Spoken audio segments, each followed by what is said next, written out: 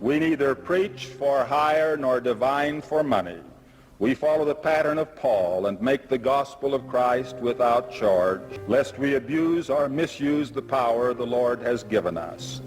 Freely we have received and freely we give, for salvation is free. Ah, le salut est gratuit, ça c'est bien. When attitudes or priorities are fixed on the acquisition, use, or possession of property, we call that materialism. Tithing is a commandment. Tithing is a commandment from God. Always be obedient to the authority. Pay your tithing. Pay your tithing monthly or weekly as you are paid. Pay your tithes and offerings. Pay tithe. Pay your tithe. Pay your tithes. Pay your tithe. Je crois qu'on est sur un sujet là. Pay a full tithing. Pay an honest tithe. Pay a full and honest tithe. Payment of offerings and tithes. Pay a full tithing. Pay tithes and offerings. Pay our tithing with money. Ah, avec de l'argent. Why don't you pay your tithing? Pay tithing with money. Perhaps all of the family could pay tithing together. En voilà une bonne idée d'activité familiale. The theme, more than anything, was the payment of tithing. Full tithe payers will receive more joy and reward. Tithing is designed for your eternal happiness and to help you become more like your Father in heaven. Tithing brings a deep inward joy that can be won in no other way. Tithing is to protect us against hard times. When men, women, and children pay their tithes and offerings, the Lord gives them wisdom. It is a fact that we look better when we pay tithing. Ah, Some people say, I can't afford to pay tithing. Those who place their faith in the Lord's promises say, I can't afford not to pay my tithing. Why do some say they cannot afford to pay tithing when just the reverse is true? They cannot afford not to pay tithing. They can't afford not to. To be valiant in the testimony of Jesus is to pay our tithes and offerings. Teach our children to pay tithing even on their allowance or other income. I remember a faithful father in the Philippines paying his meager tithing to the bishop one Sunday and then leading his children home from church knowing full well that there was no food for them. One day, during those difficult times, I heard my parents discussing whether they should pay tithing or buy food for the children. On Sunday, I followed my father to see what he was going to do. After our church meetings, I saw him take an envelope and put his tithing in it.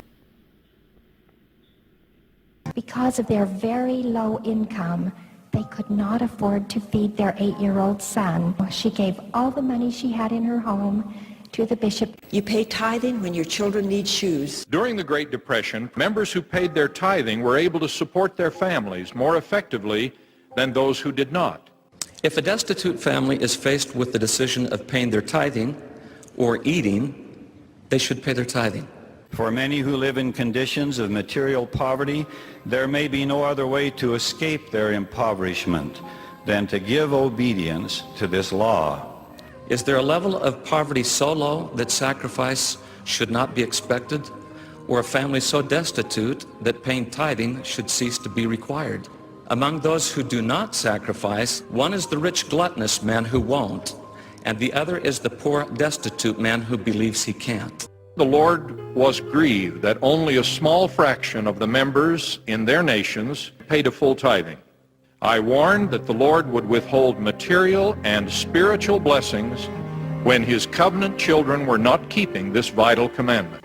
Tithe payers tended to keep their employment, enjoy good health, and be free from the most devastating effects of economic and spiritual depression. Tithe payers are blessed because of their obedience. Payment of our tithes and offerings can help us become independent. If you will be honest with the Lord, paying your tithing, you will be blessed in dollars. It will be the best investment you will ever make. Tithe payers tended to keep their employment, enjoy good health, and be free from the most devastating effects of economic and spiritual depression. Right after the first of the year, that man spent several days in the hospital with a high doctor bill, and he paid it. I'm not suggesting he was there because he didn't pay a full tithing, but I'm suggesting that evidence is there that he could have paid a full tithing. They say we cut people off the church for not paying tithing. We never have yet, but they ought to be. God does not fellowship them. Couples who have made their marriages priceless pay an honest tithing. When I hear of a family breaking up, I question if the law of tithing has been observed. Not a penny of tithing had he paid. To those of you who presently are not obeying the law of tithing, I invite you to consider your ways and repent. Some trifle with the Lord's divine law of tithing and choose to rob God of his tithing. And as a result, they are cursed with a curse. For sure the Lord warned of the burning that would precede his second coming, and tithing seems to be the critical judgment Je croyais que le salut était gratuit. criterion. A further reward for paying tithing is a guarantee against being consumed in the burning. Concerning those who pay their tithes, they shall not be burned. He that is tithed shall not be burned. Tithe payers shall not be burned. Shall not be burned. Shall not be burned. Shall not be burned. Shall not be burned. Shall not be burned. Tithing will keep your name enrolled among the people of God and protect you in the day of vengeance and burning.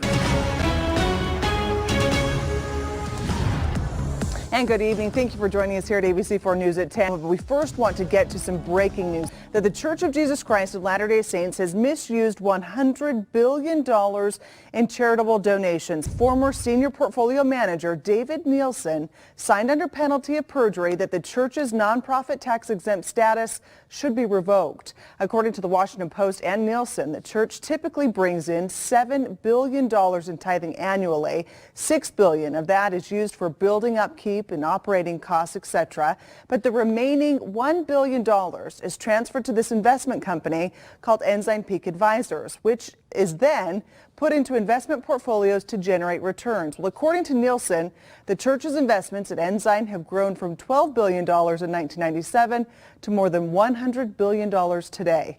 Now, the complaint also clarifies that the fraction of the money Ensign sees has not directly funded, quote, religious, educational, or charitable activities for 22 years.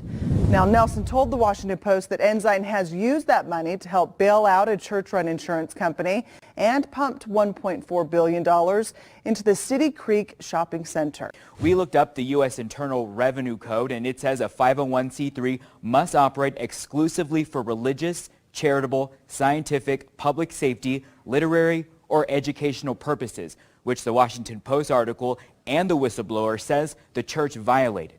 When attitudes or priorities are fixed on the acquisition, use, or possession of property, we call that materialism. Donc si je résume bien, le salut est gratuit, mais si tu payes pas ta dîme, tu brûleras au dernier jour. Si tes enfants ont faim, ta priorité c'est de payer ta dîme. Tant pis pour les gamins. Si tu veux être heureux, paye ta dîme, sinon tu seras pas heureux. Si tu veux être beau gosse, paye ta dîme. Tu verras, ça marche. Si tu veux que ton couple tienne, ben paye ta dîme. Et tu payes pourquoi? Bah pour que l'église puisse renflouer les caisses de sa compagnie d'assurance et puis qu'elle puisse investir dans un centre commercial, entre autres.